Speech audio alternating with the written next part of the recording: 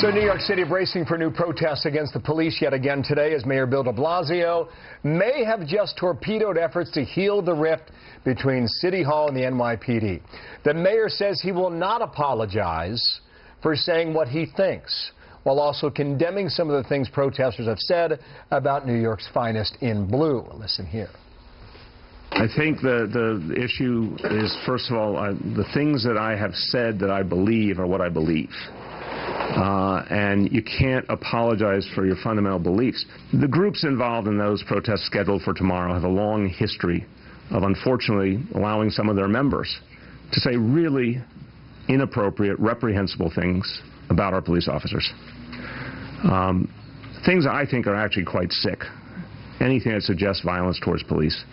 So that was from yesterday, and today already we've seen protests in Boston, we've seen some protests in Washington, D.C., and now we're waiting to see what happens here in New York. Back with our panel here on the couch. Ladies, discuss. You know, he's starting to sound a little bit like Dr. Seuss. I think what I think. And we've seen him so many times. He had a huge announcement, he said, with the police commissioner, Will Bratton, about a week and a half ago, and they came out and he read some statistics, some impressive statistics about crime falling in certain indices and how well a job the NYPD has done and something. He didn't apologize, though. He shouldn't apologize. Why not? Because exactly for why he said this is something that he told his son. It is true. It's true. There are many people who will tell you who have black children, have told them the same things. There's nothing. No, it's true that he had that conversation. So he should be able to say that. And the police department has no right to protest him. Because they left something that he didn't say. Because they work for him. What do you mean, why? Wait a minute. So hold on. Let me ask you something. They don't get to not enforce crime. Let me ask you a question, though. Let me ask you a question.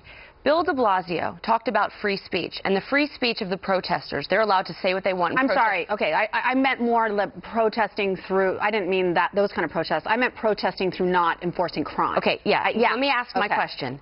Walking through the streets, protesting, saying KKK, NYPD. Bill de Blasio defended the protesters saying those things and said they have a First Amendment right to do so, okay?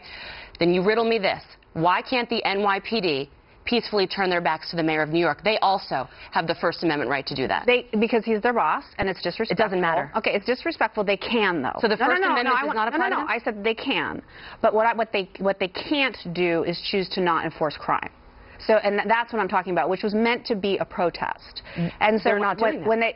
They're doing their jobs. No, but there was a period where they were doing that. You could tell in New York City that the police were not. And that's what I'm talking about. But that has all changed now, and I think things are back to normal. Well, what I thought was fascinating is that now you can tell the difference when cops are doing their job and they're writing tickets and they got the sirens going, and the times when it is quiet here in New York. And that is they're not being proactive. Ladies, is a very, very dangerous place for us to be. And if the mayor does not figure out a way to communicate and improve this relationship, it is bad times in New York City, and none of us want I would like to point out, though, the areas where you guys are saying that, and particularly you, Kirsten, where you're saying that police were not doing their jobs, those are revenue ideas. Those are the areas of writing tickets, so on and so forth. But if you're talking about under a heightened terror alert, which we saw Sunday night, okay, with that ISIS video, that vicious video online, you're wrong if you think that police were not out here to protect us. So we walk outside, it looked the same. That's not what I said. It looked the same. But in those areas of ticket, those revenue areas, they're choking off the funding from the mayor. Yeah, it's a protest. Well, the study said that they were not doing things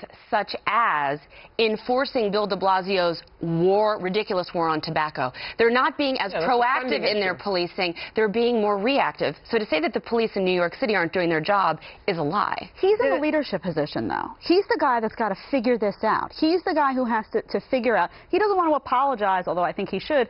Then how are you going to get police to feel that you're supporting them? You're right. He is their boss. They need to feel supported. When they go out there and they fight to have all of our backs, they need to feel that the mayor has their back and that he's not going to throw them under the bus. I'm not so sure it's going to change. So how is he going to fix that? I'm not so sure. I mean, he just said you can't apologize for your fundamental beliefs.